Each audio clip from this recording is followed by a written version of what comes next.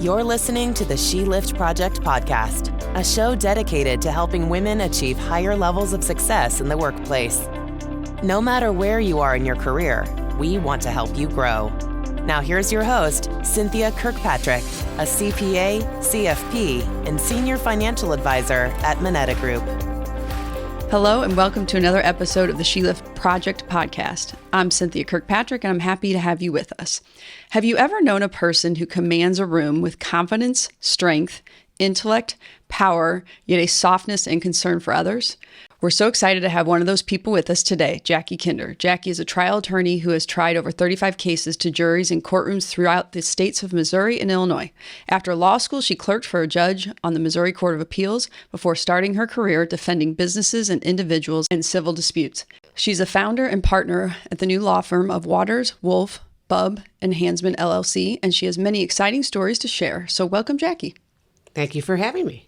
Thank you for coming on this early Monday morning.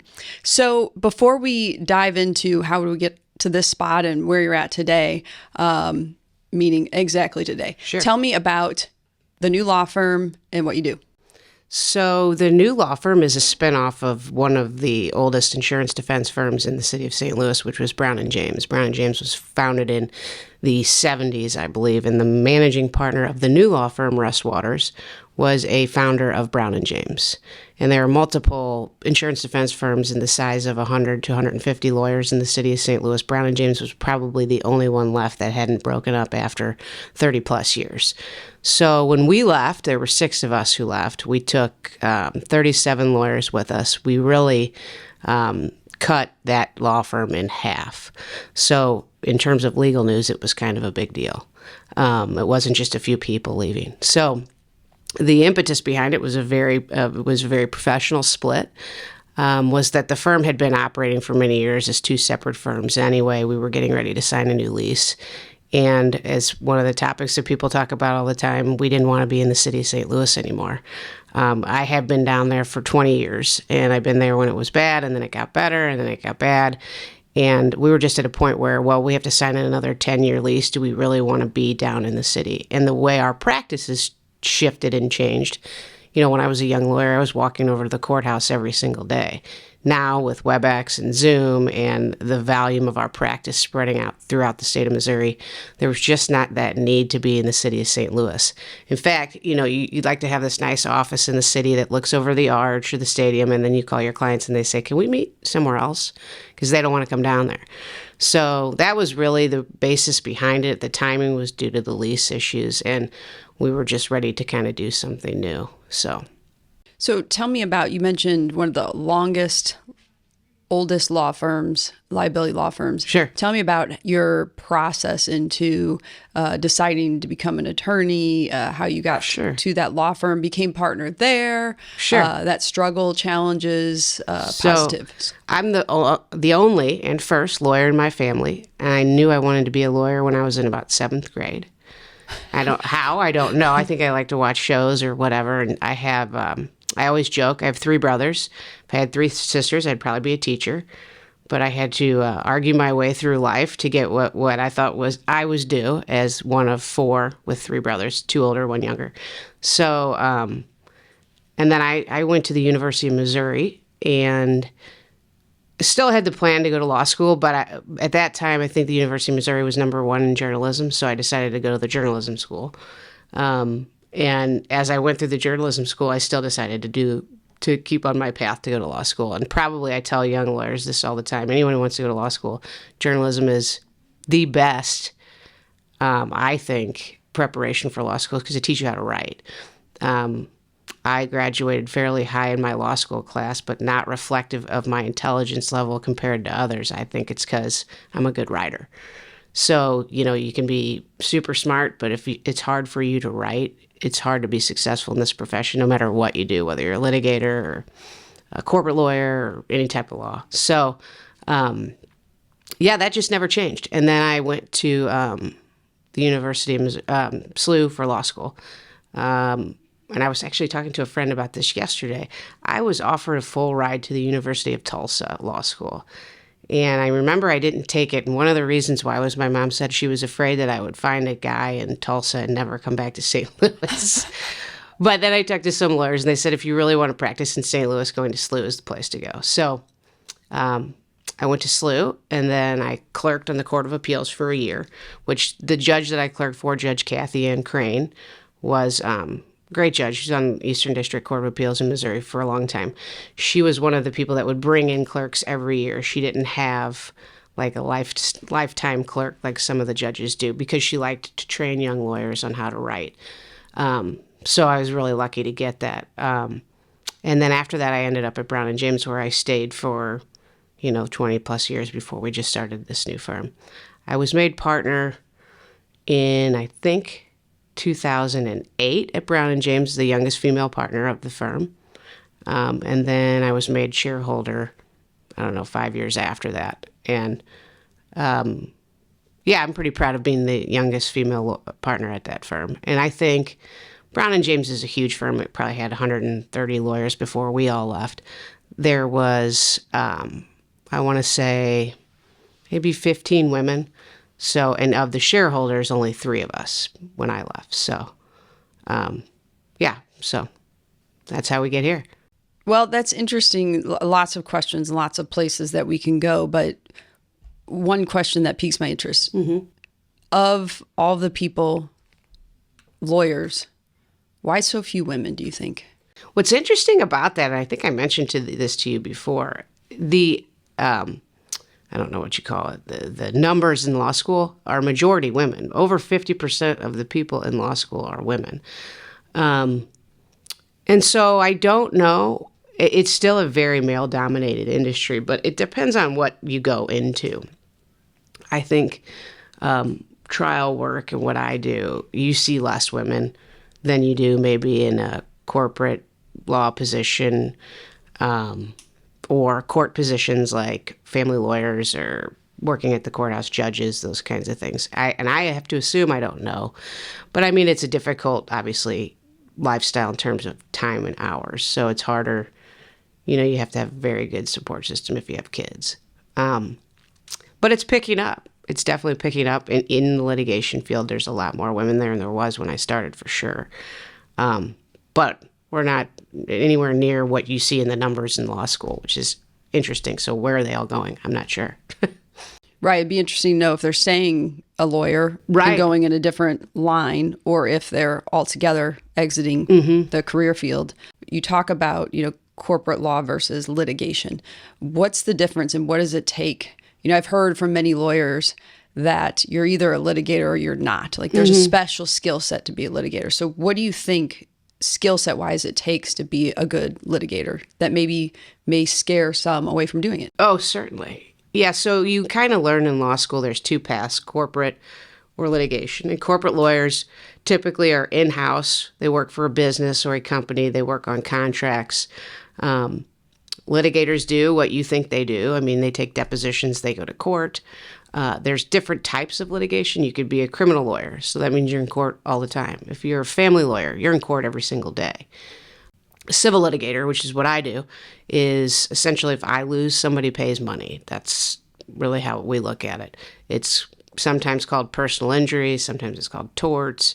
But the people that do either the criminal and civil stuff in terms of actual litigation, I think one of the skill sets, you have to have a personality where you like to be in front of people, where you're not scared to talk in front of people. I've always been that way. I don't know. I remember my mom telling me this, that my grade school called and said, "Do you know Jackie reads at Mass every week?" And my mom had no idea.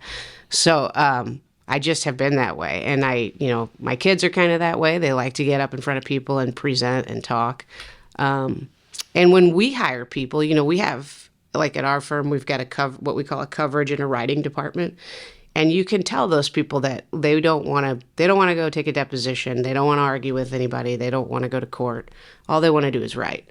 And you see it sometimes in their personality, and sometimes it's just what they enjoy. It's kind of like if you're in business, you're going to pick the person who's the marketer, And then there's somebody who might not be very good at marketing. Maybe they're uncomfortable in social settings. Maybe they don't speak so well to people, but they're very valuable to the business in other ways, kind of back office things.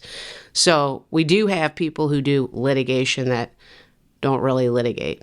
And that's why, if you talk to people who say, I'm a trial lawyer, okay, ask them if they've ever tried a case. There are so many lawyers who do trial work. Essentially what they're doing is filing lawsuits or defending them and working them up, but then they never actually go to trial. And a lot of it's by virtue of the fact that it's super expensive. Insurance companies don't want to pay for it. People don't want to pay for it. I tried a case a few weeks ago. It was a small case. It was worth maybe $50,000. The defense cost bill was $50,000. So could they have settled that case for less than that? In most cases, yes. So they would do that because it's a business decision. So to get a case to trial just by function of value, it is hard. But then you have to there are lawyers who just don't want to do it and they're scared to do it. And so you have to have that kind of personality where, you're not scared to do it. Then when you get there, it does take I always tell people it's a little bit of the law. It's a little bit of acting. You're putting on a show for the jury, and there's a lot of evidentiary issues that go into trying a case. Juries don't get to know everything, and people have a hard time understanding that. But there's legal reasons why juries don't get to know all the facts. And if they did, they would definitely affect the outcome. An example is insurance. If you have insurance, a jury doesn't get to know that.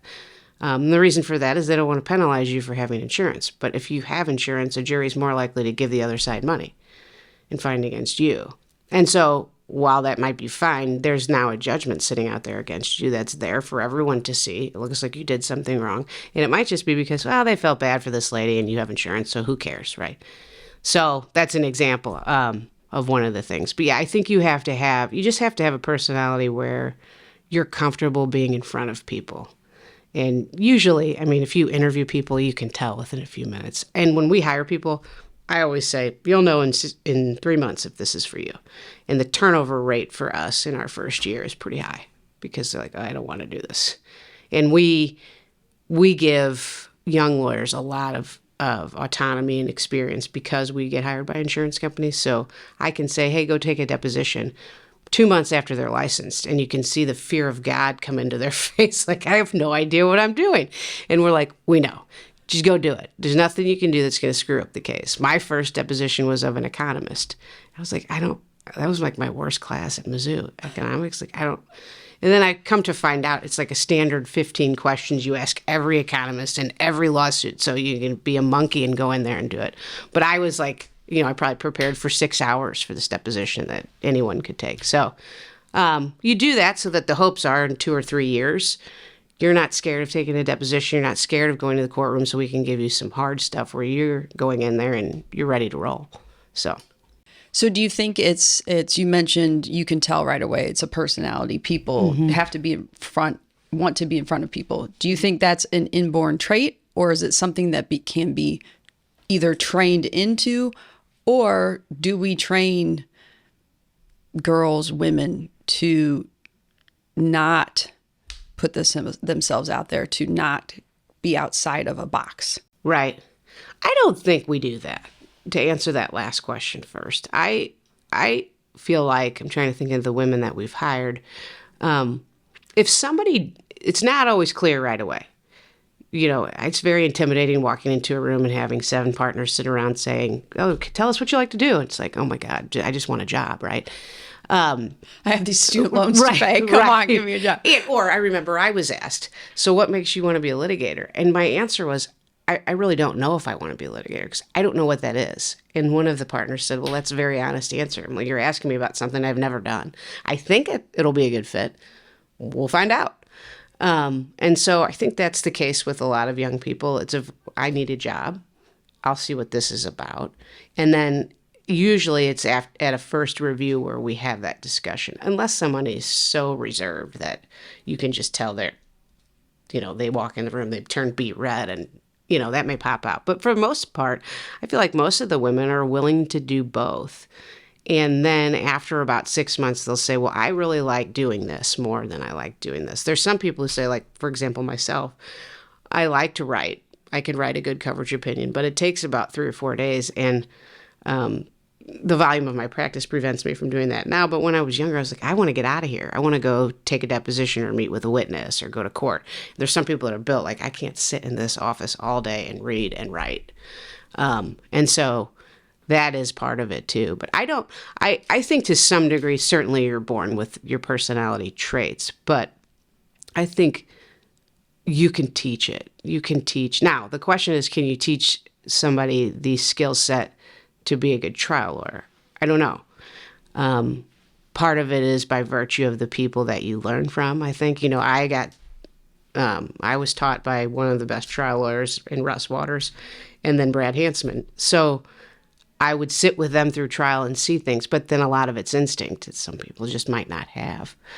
But in the course of your career, if I have 5 jury trials in a year, that's a lot. So you can think, for somebody to have 50 or 35 or 60 in the course of their career, that's a lot, just because it's so expensive. So you could be very successful as a litigator and probably very rarely go to trial and just do very well. As long as you're willing to do it, you should be fine. Because lawyers can we know who's not going to try a case when we get the case. So they're never going to go to trial. Vice versa. Oh, they know they'll try the case. And that drives the value of the case, right? Because if you know the plaintiff's lawyer is never going to try this case because they don't try cases, you're probably going to settle it for less than you would somebody who okay, he's definitely going to try this case. So we're going to have to pay, and probably pay a little more if we don't want to try it. So, but I think women are, I feel like the women that I've worked with that have worked for me, they've liked to do litigation. And, you'll lose some. You lose them more to, I want to go work for the Social Security Administration, or I want to do something that's a little bit less pace, slower. Just to have a better quality of life, start a family, whatever it might be. And that's obviously true for both sexes, actually. Yeah, and that's what I was going to ask. Does that then lead back to your comment earlier about having a good support system as a parent? Yes. To be able to do what you do and still be an involved good parent. For with kids, you have to have a spouse or whoever, good grandparents, people that are willing to help. Because if you're in trial, especially, for the most part, I can adjust my schedule how I want. But when I'm in trial, I'm out. I'm not available to take to school, to pick up typically, especially if it's out of town. And so, my kid's dad's great about that. But yeah, it's because but what if you do sales and you're traveling? It's the same thing. So probably, any professional job as a female, if you're going to have kids, you either have to have that balance. I tell my kids all the time to go to dental school. So you get Fridays off, you're off at 4:00. This would be great. If I came back, that's what I would do. But, there's no late nights. You don't have to do anything besides look at teeth if you don't want to. But anyway, yeah, so, I think any professional job, you're going to have that. So I think it's interesting, or as a female, I see this. I've struggled with myself. Mm-hmm. What do you think are the things you did to help get that support? I feel like sometimes as women, it's hard to ask.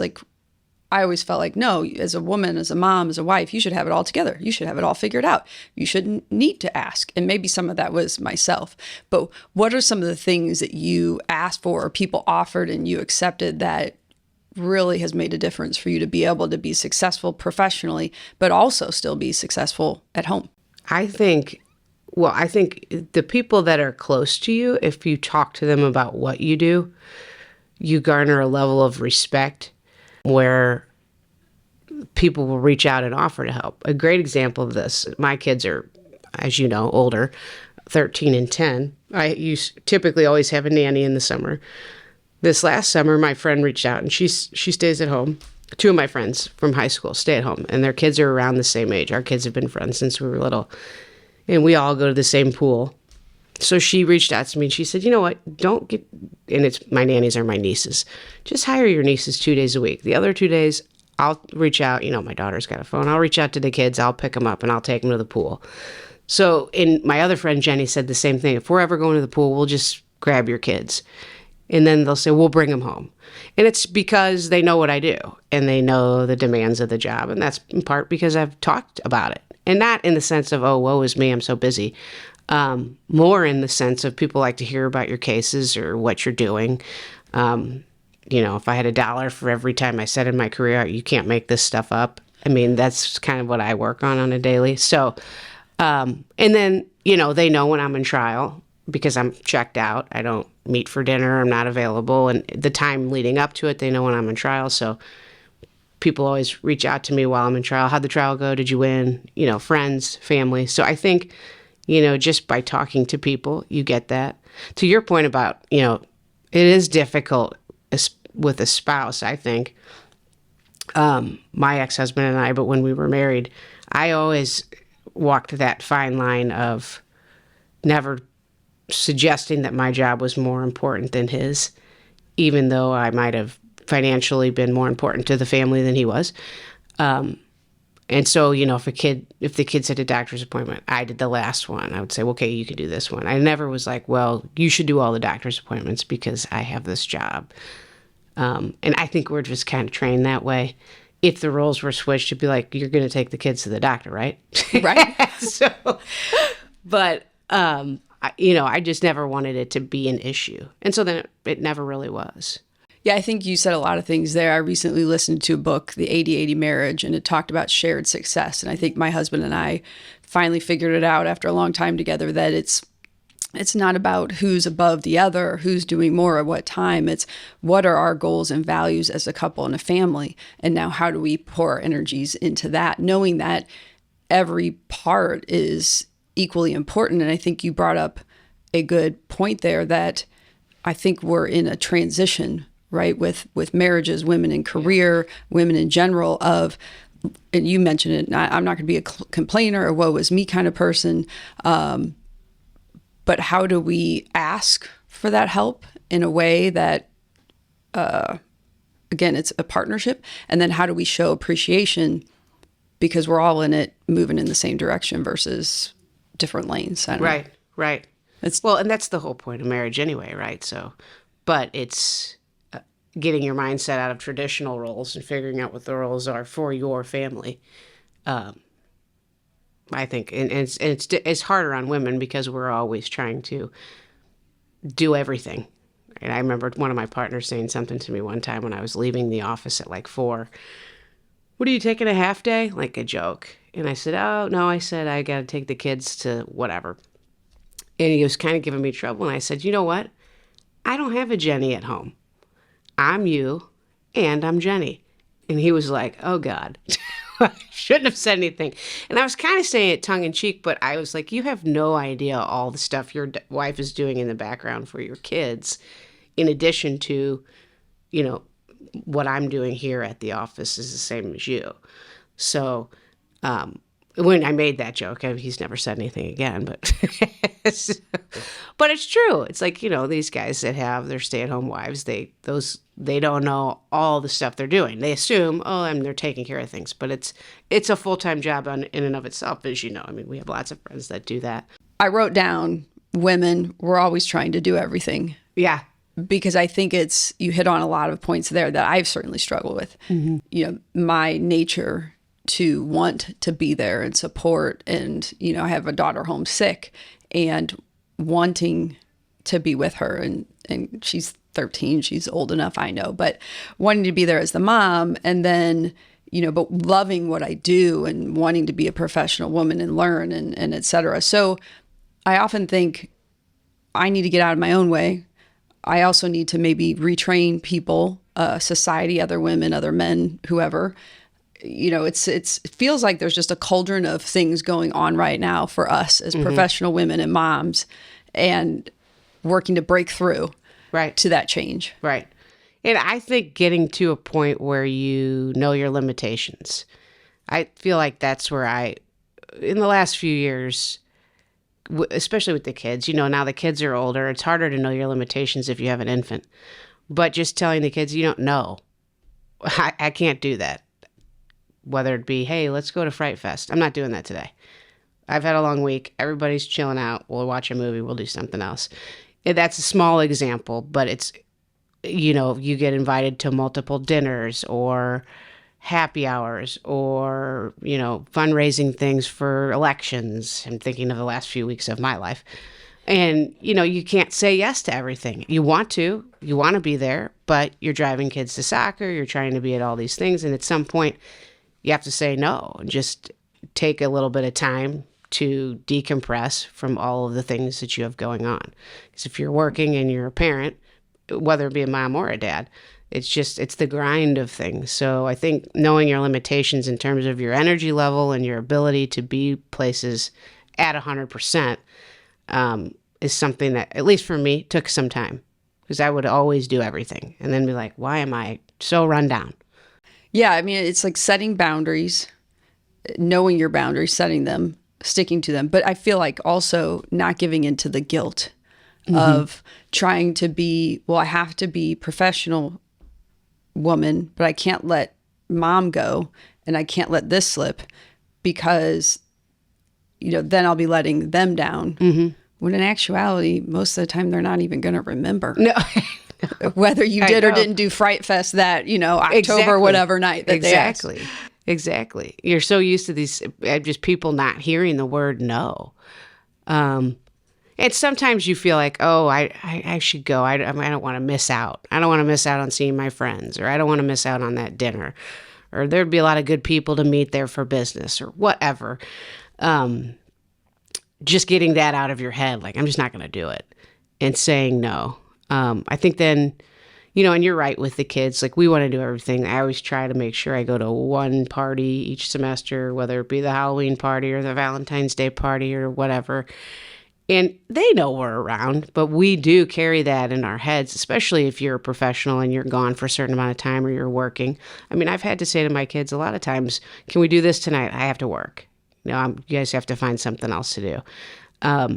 And I think the way life is, it just works out that you get to that point in your career where you have to do those things, and your kids are old enough to just go play. For some reason, that didn't happen to me much when they were infants, but maybe I just don't remember it. It's sort of like your career path goes and you just become busier, your business gets bigger, or whatever it is you're doing. And so you, by virtue of that, professionally become busier. And it kind of coincides with the time frame when the children can take care of themselves and do some things on their own, so you can tend to those things. But I've said to myself a lot lately, especially as the kids get older, they're not going to be around much longer. You start to think like that, just like when you hit 40, you're like, I got to retire. So I've tried to scale it back somewhat now, just to be present, because all of a sudden, at 8 years, everybody's off to college, and then there'll be plenty of time to work. Right. I have heard somebody told me that if you pay for vacations, they'll come. That's there's good. Good.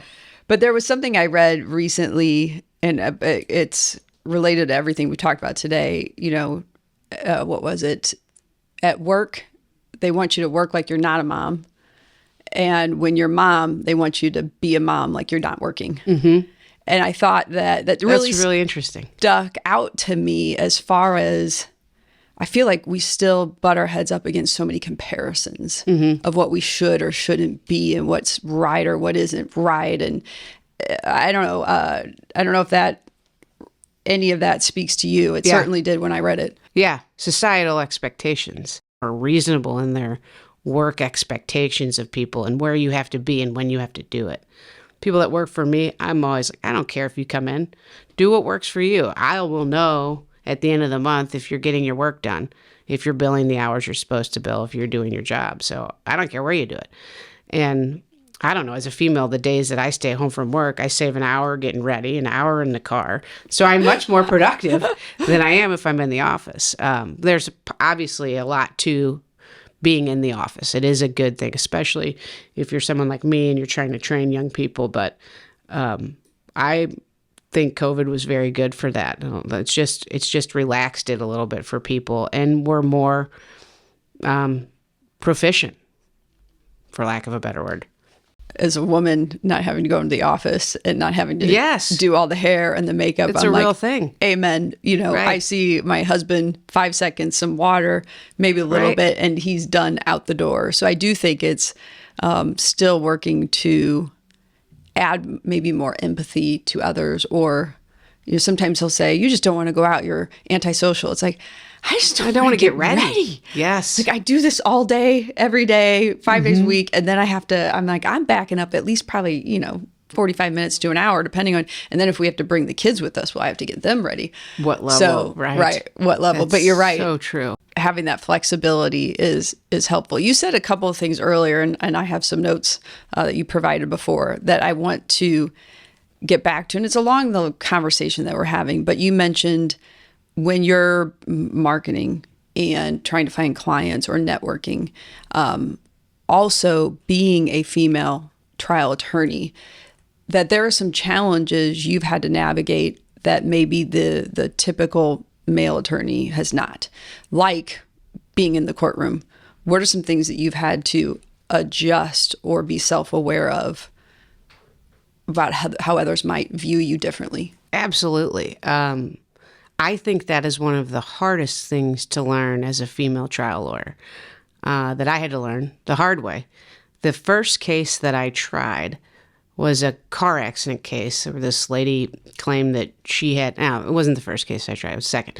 She had claimed she had carpal tunnel syndrome as a result of the car accident. And just at baseline, you hear that and you go, oh, no way. No one gets carpal tunnel syndrome from an auto accident. And so that's exactly what I thought. And so, you go get all of this woman's prior medical records and it says CTS all over it. So carpal tunnel syndrome. So I have her on the stand in the trial, and she had about, I think, $50,000 in medical bills. And I'm cross-examining her with these records, like this says CTS, this says CTS. Doesn't this say that you had CTS, carpal tunnel syndrome, before this auto accident? And she said, no one ever told me that. And, I did one of these, oh, no one ever told you that, and walked around the courtroom. And I really went after this woman. And so the case was over, and the jury gave her exactly the amount of her medical bills, about $50,000. And so I asked one of the jurors after the case, did you really think she got carpal tunnel syndrome from that car accident? And they said, oh, no, we just felt really bad for her. And I thought, that's because I totally went after this woman. And then as you go on, we've done focus groups and things on larger cases where they say, jurors are very perceptive of women and how they cross-examine women, and female trial lawyers and what you wear and your makeup and your earrings and all of those things that men don't have to think anything about any of that. And so I have told my partners before, when I'll be talking about a case I'm getting ready to try, like, what do you think I should ask this expert while he's on the stand? And one of my partners, Brad, will say, oh, I would go say this, and this, and this. And I'm like, I can't do that because I'm a female. It's just a different approach that you have to take. I don't want to use the B word, but you have to, you come up to that line, but once you cross it, all of a sudden that jury is against you. And so I've always taken the position, and I tell my clients this too, I just don't want to be a factor in your case. It should be about the facts and you. And you should not want to be a factor either, because cases are won and lost on the people involved. So I think it's very difficult as a female trial lawyer to be aggressive, but not to be perceived as the B word to the jury, and have that negatively impact your case. And I've had other female trial lawyers tell me this, oh, I tried this case with so-and-so, and I said, oh, how'd she do? And she would say, oh, well, she really hasn't figured it out yet. She's super aggressive with witnesses. And it's, sometimes you have to be, but I will never cut off a witness or tell them that, I try to be way more polite than I think my male counterparts have to be. And it plays well for both. But you watch the stuff on TV and you want to come in and be that person, and then it totally backfires. So, I think that's very difficult. And it's probably true in a lot of industries. To the marketing side of things, it's super difficult. I have male clients that, and now I'm divorced, where I would love to take them to lunch, but you don't want to give any sort of impression that it's anything but a business lunch. And I'm sure women run into that in every field, but I'll often ask one of my partners, will you come with me? So then it's fine. And I don't think the other person thinks that. But when you go to dinners and then things like that, which we do on a regular basis, I travel out of town and meet with clients at insurance companies and all that stuff. I usually bring someone with me just so it's not uncomfortable. And that's unfortunate that our male counterparts can just go. Except for when I have female clients, then it's fine. Right. Then it's fine. I go by myself. Yeah, it sounds like, one, you found out, I think this is helpful for anybody, you got feedback, right? So that first trial, or the one you talked about, you asked and sought, information into how you could be better. And so that gave you were able to pivot faster.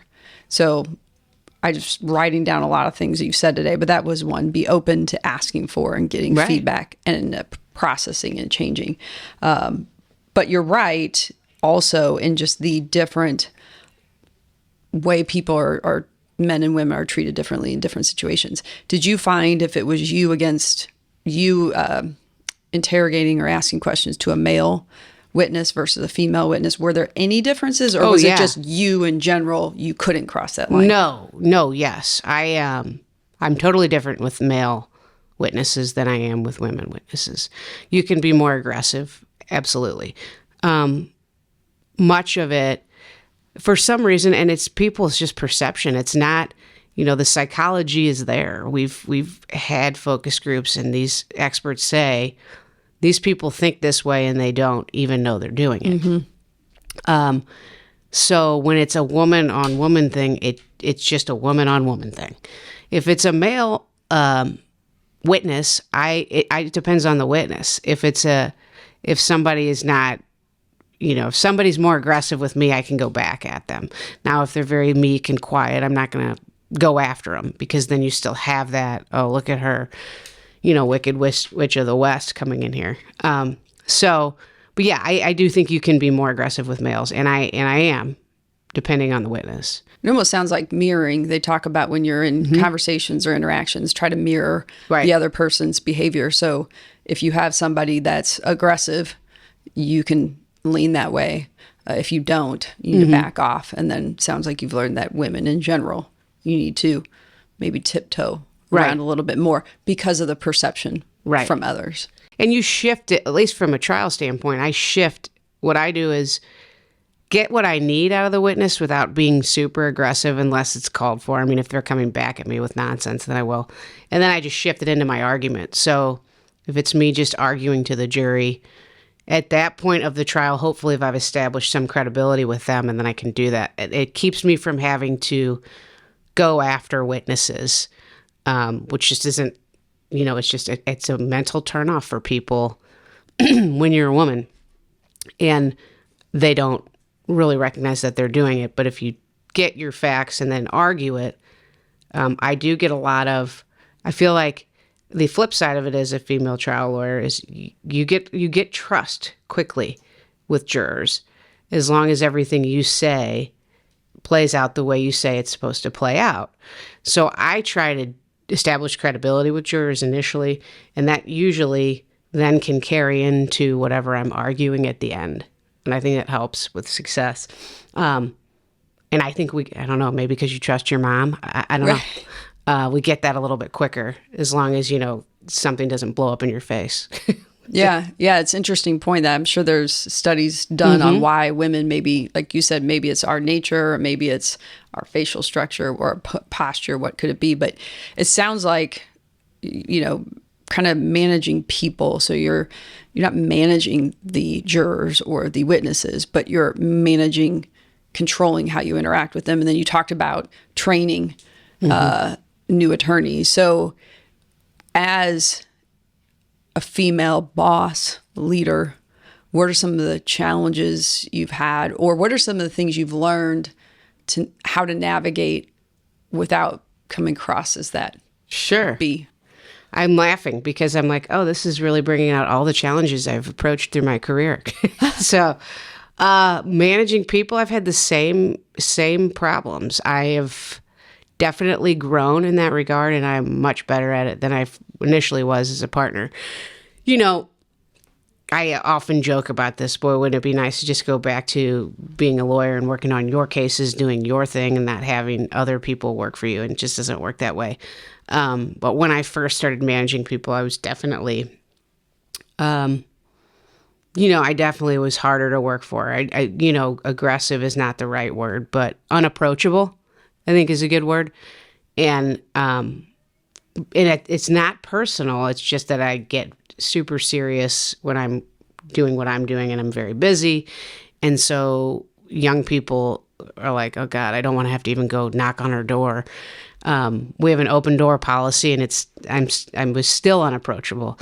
So I've definitely made that a goal of mine. And I think people that work for me now, it's totally different than it was when I first started as a partner. Because number one, you expect people to be the lawyer you are, and they're not. And number two, you're not used to managing people. So you're used to going in and you have your list of whatever it is you're going to do for the day, or you have your job, and you don't have time to meet with someone else. And so then, but you have to. And so then that level of irritation shows on your face when they walk in your office. And so I don't know.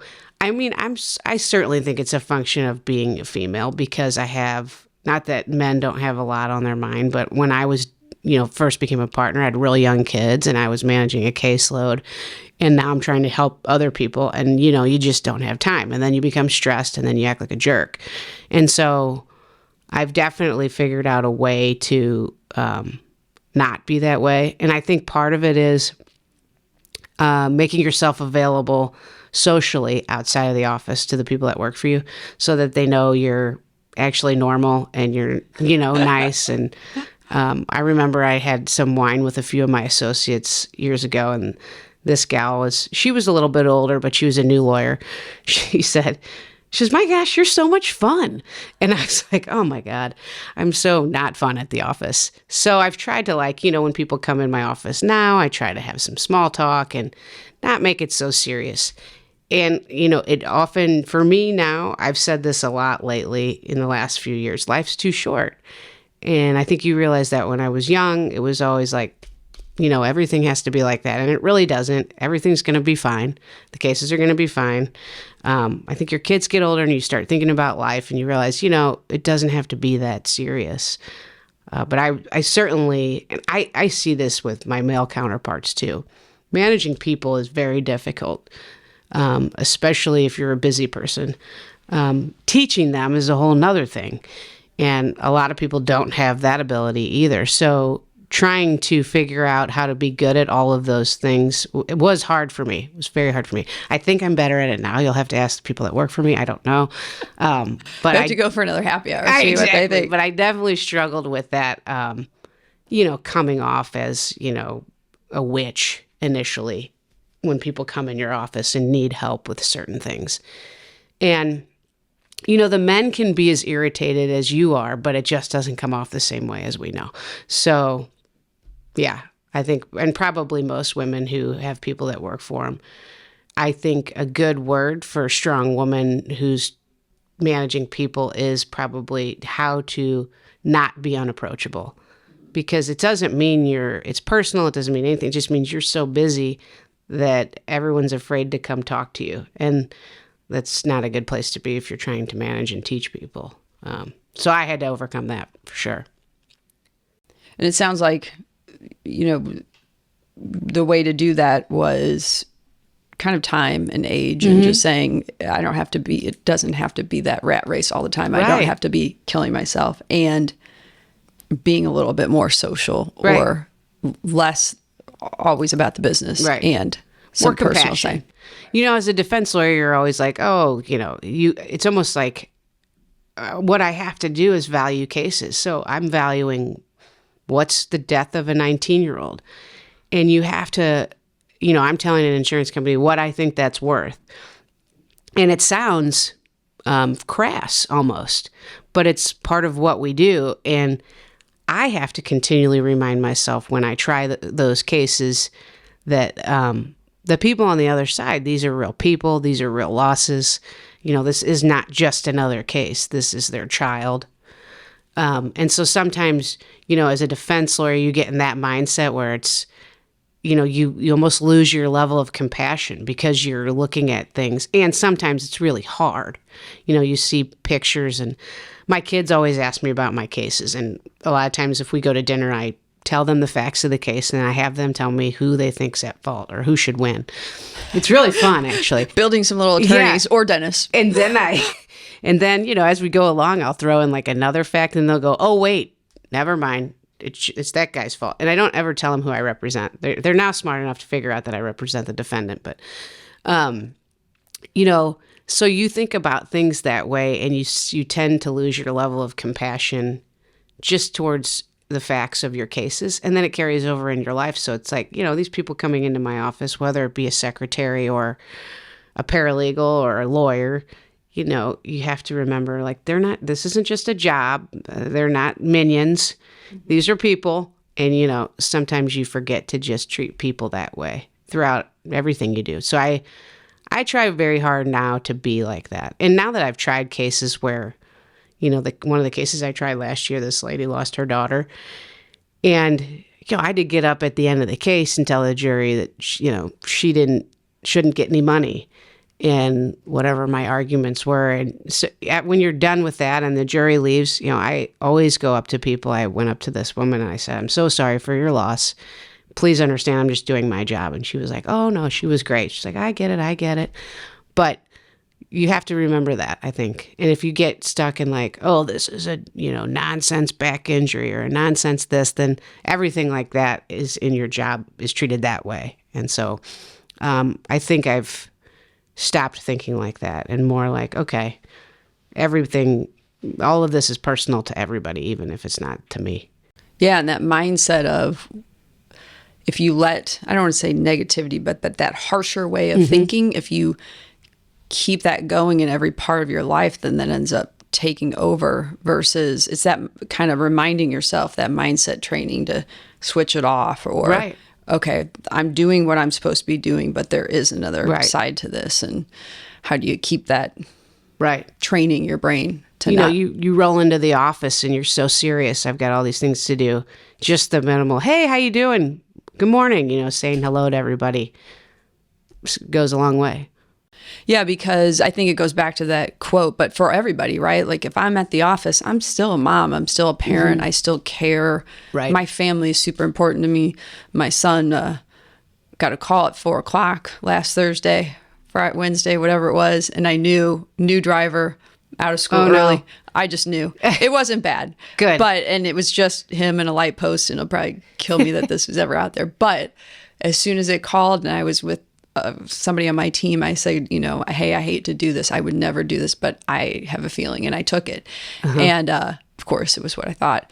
But yeah, you're still parent, mom, life, whatever. And when you're at home, sometimes you still have things that are pulling you for work. And I think a lot of what you said today, I mean, there were so many good nuggets of sharing and just putting it out there, you know, what you do, the struggles, not trying to pretend that you're perfect in every aspect, and others will join you and help in and pitch in, and, you know, they'll give you some compassion. You talked about boundaries, know your limitations. You can't do everything 100% all the time.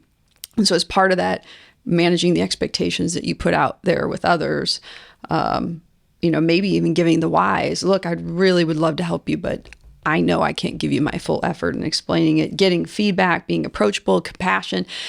I don't even know if I can ask, like, are there any other tips? You said so many good things. I'm looking at some of our notes, but, you know, so many things, whether it's, you know, male, female, as a mom, as a professional, as a leader, as a not, so many great things to help people be better.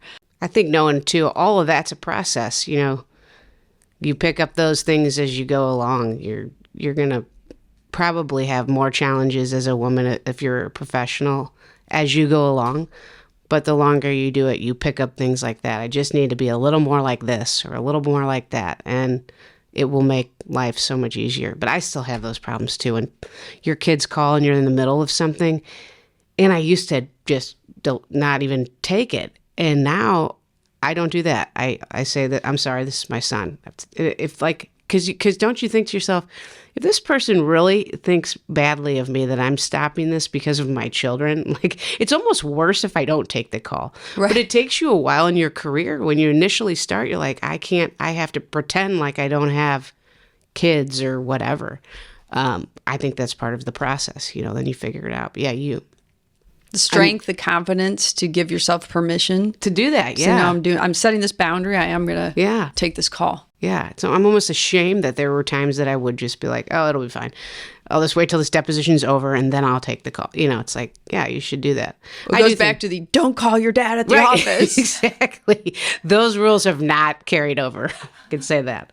I remember that. It was like, you do not call unless there is like life or limb problem. Other than that, figure it out and don't break anything. Right. And my dad would answer the phone the same way probably I acted when people first came into my office. He would go, John Lawler. Like, oh my God, he's so mad.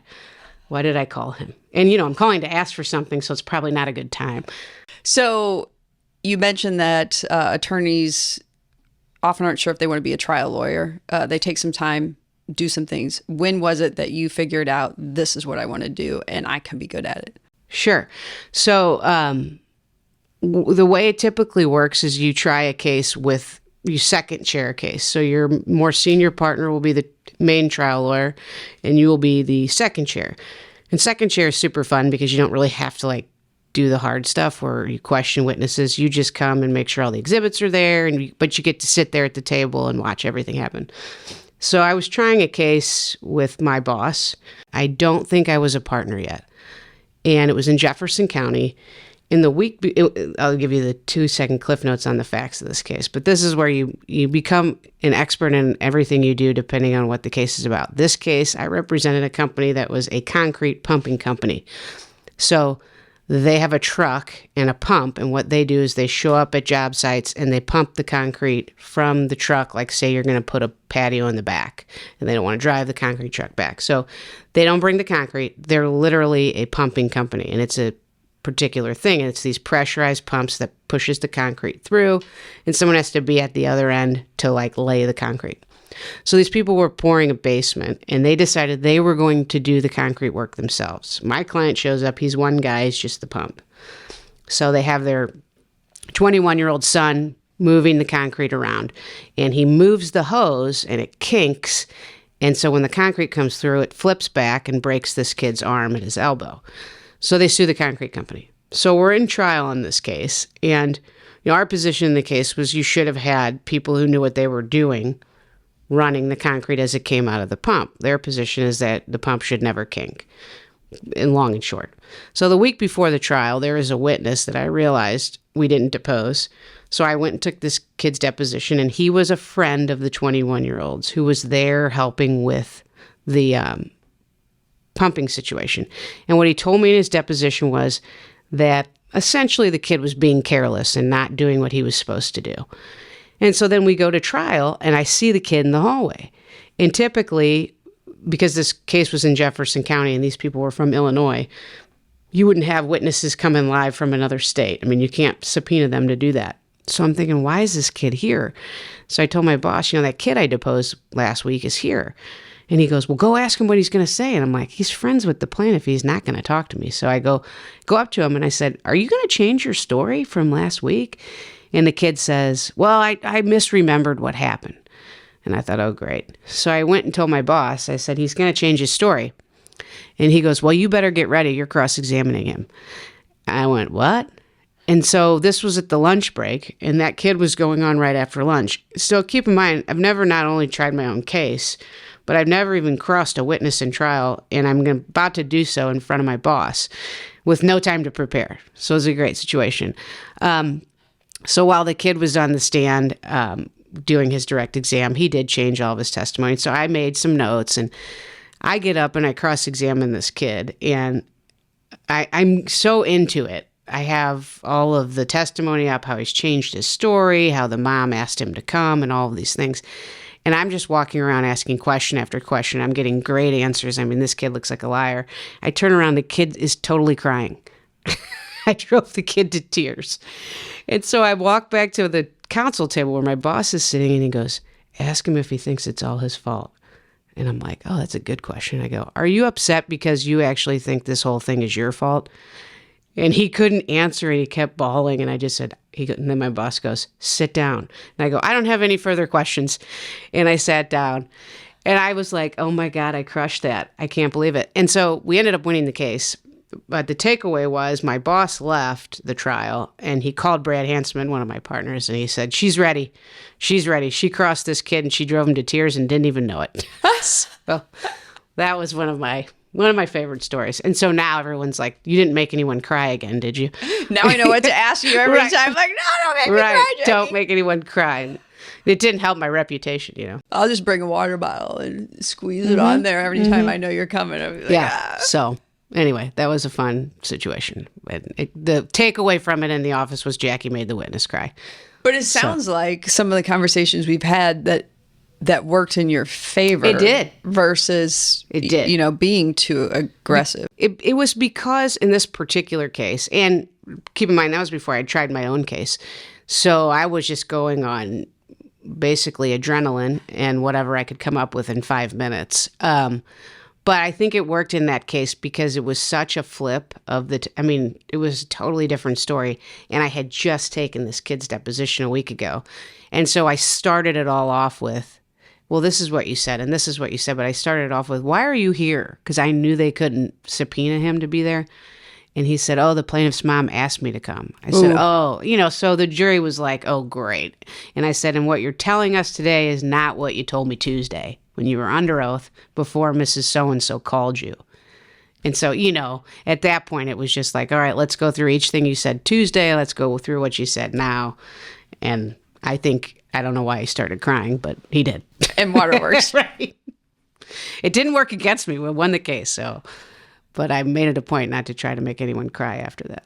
If you could think back to your 35 trial history, what's one big case that stands out to you? I tried one last year. All right, let's see, it's 2022, 2021. And there's a lot of legal reasons why this was a bigger deal to me in terms of insurance coverage that'll bore everybody. But this particular case was followed by the heads of multiple insurance companies, and the ask at trial was $2 million in actual damages and $5 million in punitive damages. So had I lost, it was going to be bad. And I had some bad facts. I represented a young man who had drank some alcohol and got in the car with his girlfriend and a couple other friends in rural Missouri, and decided to go out and do what they call hill jumping in his truck. And so he went over this hill at 117 miles an hour and got air and hit a tree as he came over the other side. And the girlfriend was ejected out the passenger window and severed in half. He killed one of the kids in the back, and then the other kid survived. And so, the pictures, you get this kind of case, this is bad. Half of this young girl's body's over here, the other half's over here. She was 19. And the insurance company did some things on the front end where this kid had a low limits policy where they didn't pay it. So ultimately, arguably, they would have had to pay whatever the judgment was because of their actions. And so I knew when I got the case I was going to have to try it. And I didn't have a lot of great facts. My client was charged with 2 counts of felony manslaughter, was given probation. Part of his probation was not to drink. He went ahead and drank, so he violated his probation. And all of this happened during the course of the lawsuit. So I had quite the uphill battle on just keeping the verdict at a reasonable range. And I would say it was like a week and a half before trial, I came up with a theory, like I got to come up with a theme, which I do this in every case, but what is my theme in this case? And my only good facts really were these were kids just doing what kids do. This wasn't a kid who got drunk and drove down the road and hit a family of 4 on their way home from church. Different case, right? This was his girlfriend, so you can't imagine he's torn up about it. And really nice kid. I visited him in jail, became very close with him. Of course, obviously, he sat with me through the trial. Anyway, long story short, I told the jury to give the lady $50,000, and they ended up giving her $40,000. after they asked for $7 million. And they gave this girl a percentage of fault, which they should, for getting in the car with him. I mean, it's not like she didn't know what they were going to do. There were some uphill battles on the evidence. The judge wouldn't let us say hill jumping, which I could never figure out why. But the jury figured it out. It's not like everybody got in this car and all of a sudden this kid just goes 117 miles an hour over the hill. So a lot of good things happened during that trial that I wasn't anticipating. And so the net verdict ended up being $28,000. And so needless to say, that verdict came back late on a Friday, and I was driving back, and I had told the lady at the insurance company the ask was $7 million. The jury's out. We're waiting. And she was like, "Oh my God, what do you think?" And I don't ever say, I don't know. So always what to say, I don't know. You never know what's going to happen back there. But the jury was back there fighting. The judge said, "This could be good for you." They're back there fighting. I'm like, oh my God.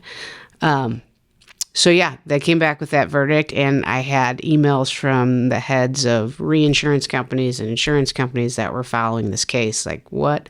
How did you do that? And I'm like, I don't know. But probably one of the biggest wins of my career. And, I was never going to get a zero, but I was like, give her 50 grand. And they gave her 40. So I think, they bought into the theme, which is, this isn't a situation where somebody should be made wealthy.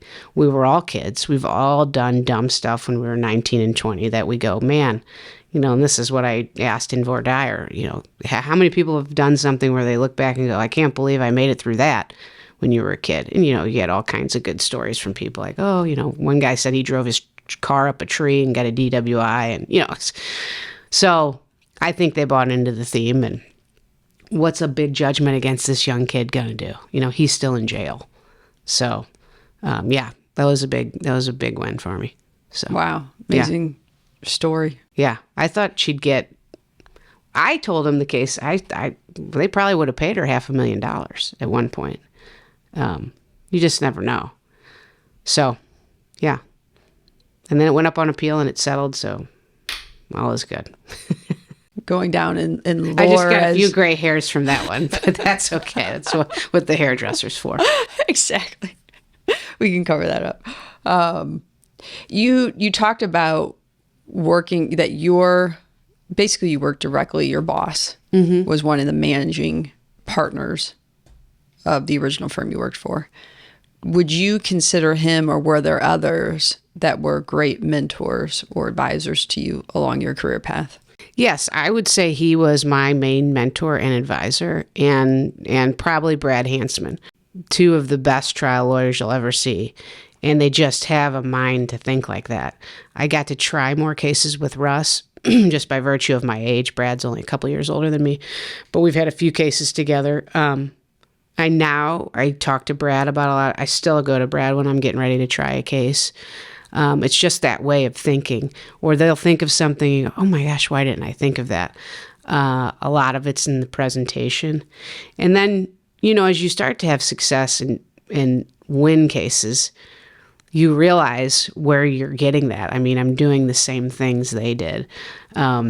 Just funny things you can do in closing arguments. Like Brad told me one time he used the story of the red herring in his closing argument. I know what a red herring is. I've used those words before, but I didn't really know the story behind it, and I'm not going to bore you with it, but look it up. It's interesting, but he used that in a closing argument, and I'm like, that's great. It's basically where the other lawyer's telling you to look at something shiny over here because they don't want you to look at what really is going on in the case. But he actually went through the story of the red herring and like things like that you're like, I'm going to use that. It's got to be the right case. But, I try to do that for young lawyers. Like, come watch a trial. You don't know what you don't know. One of my youngest associates just tried a case with me a few weeks ago, and every day he was like, oh my God, that was awesome. It's like, you think you know it, and you've been practicing law for a long time. If you've never sat through a trial and actually seen how things play out in your case, you don't really know what you're doing. And I've had a lot of failures too, which have taught me a lot. I've taken depositions in cases that my boss has tried, and there's nothing worse than 2 weeks before trial when he's reading your deposition, goes, why didn't you ask this? Why didn't you ask that? And you're like, oh my God. So that's how you learn. So yeah, I would say those two have been my my main mentors, and still are.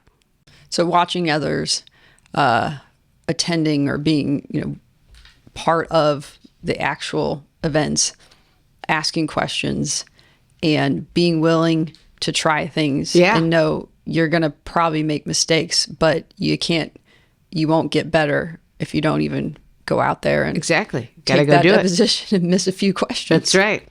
It was a trip and fall, and I didn't ask the person what they slipped on. I'm like, oh my God.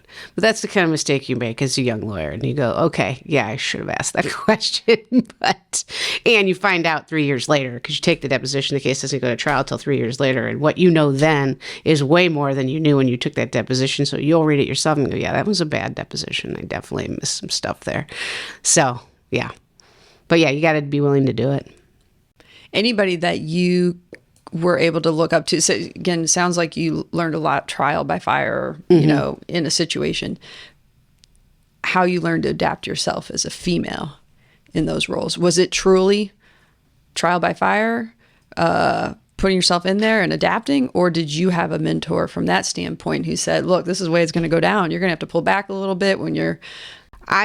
So I have an old partner. She's at a different firm now, but she's maybe 4 years older than me.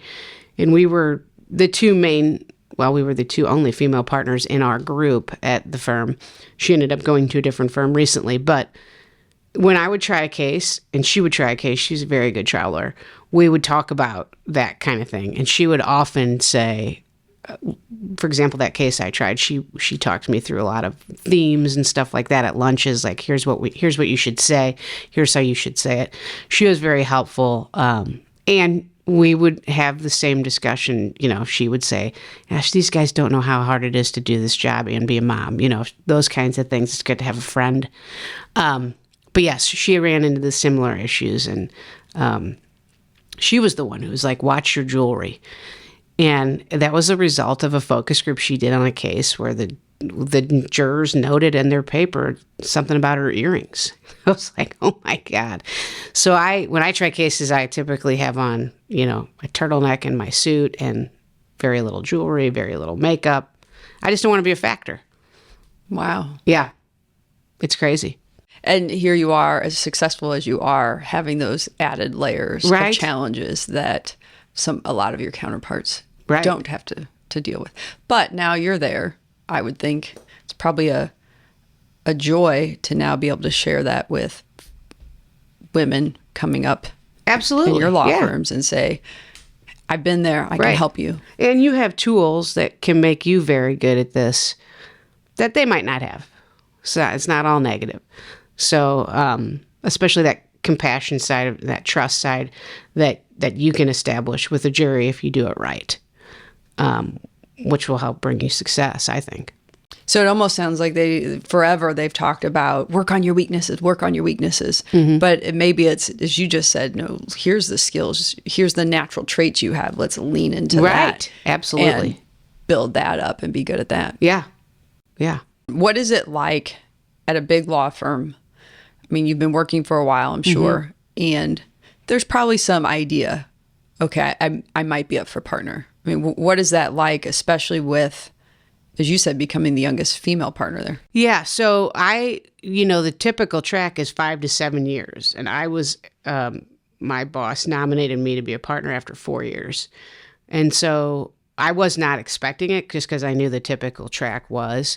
And so obviously, I was young and I didn't know what came with it other than that it was early and I was young and I was probably going to make some more money, which was all good.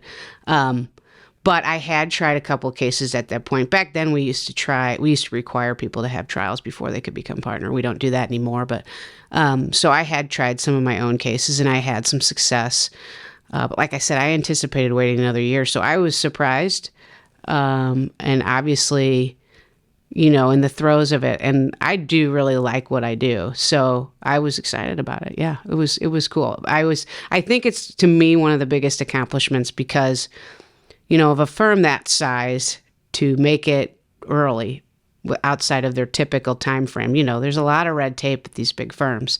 So it told me people had to think pretty highly of me to agree to that. And then you have to get approval by the board of directors and the shareholders to be made a principal. So, I was super honored and surprised.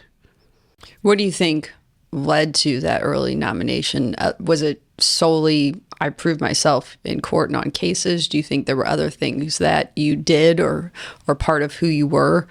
Yeah, I mean, I was always, I was always billing a lot of hours. I worked a lot. I worked very hard, and I had good results. And I had a lot of good results with my boss. And since my direct boss, was one of the main people at the firm, one of the founding partners of the firm, certainly that's a benefit, right? So when he says something about someone, it carries a lot of weight. And so I think that I had definitely proven myself, and part of it in his mind was probably keeping me around, so I wouldn't go to another firm. So, and then I think he had to convince them as to why it was appropriate to do it as early as it was. And I assume that that's part of it. But the numbers, so even if I don't work for someone, the numbers by my name were the best of anybody in that class. So I was always billing the most and getting a lot of good results that were publicized within the firm. So I think that probably had a lot to do with it. And yeah, they don't want you to leave. I mean, there's always another firm that would love to hire you, especially right around that time when you've been out 4 or 5 years. So you become the youngest female partner there. Fast forward to recently, there's a divorce of the law firm. There's a breakup. Yeah. What went into deciding to leave and several of you starting a new firm?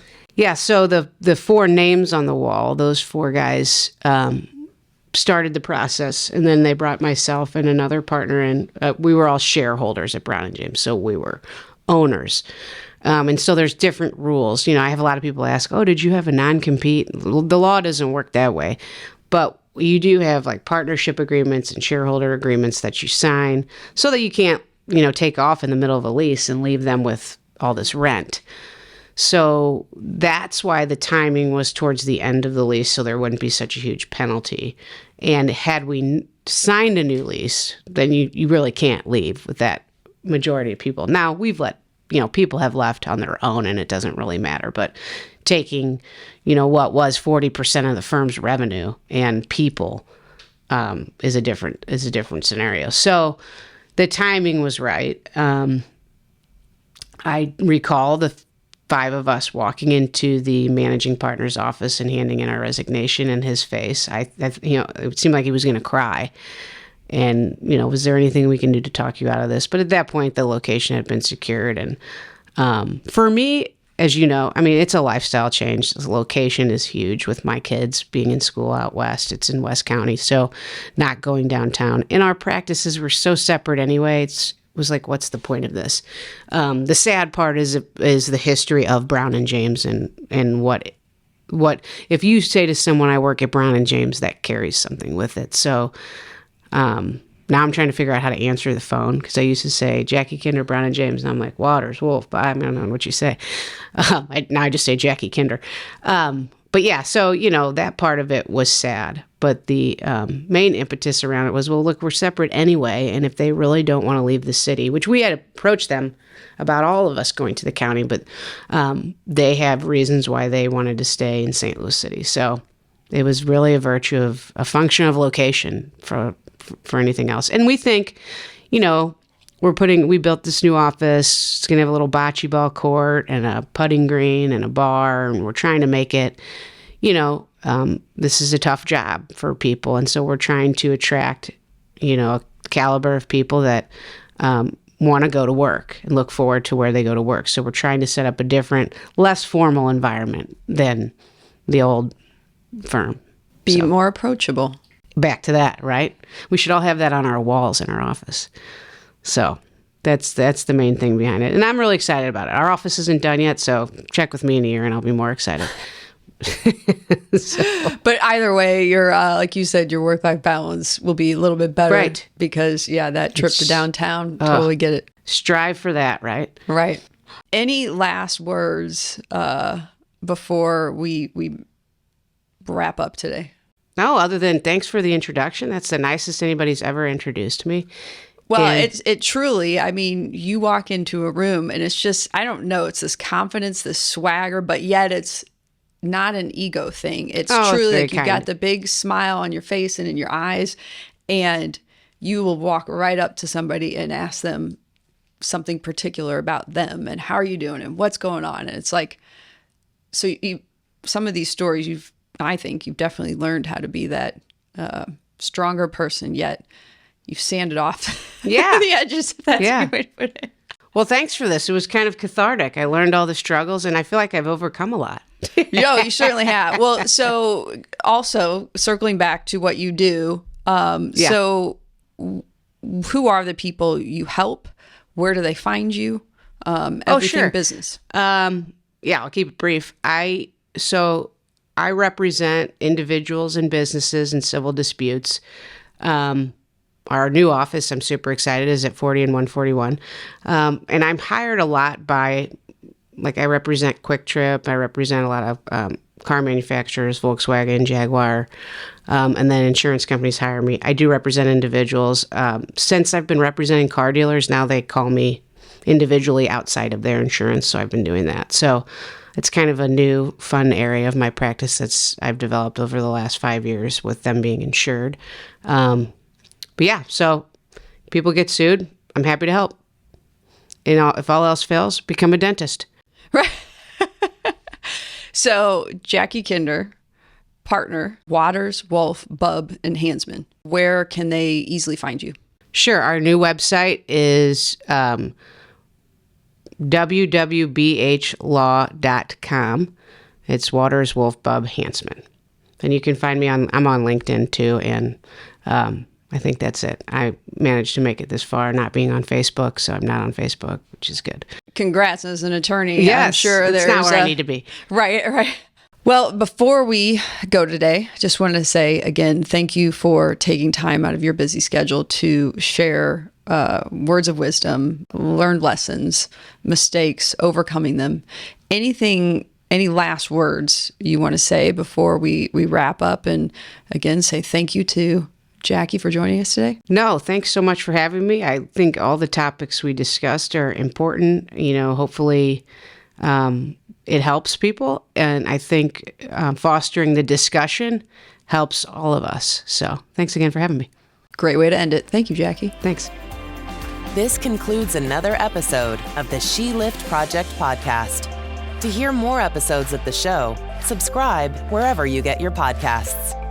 And to learn more about our mission of helping women reach higher levels of success, visit sheliftproject.com and sign up to receive the latest news, ebooks, videos, and more.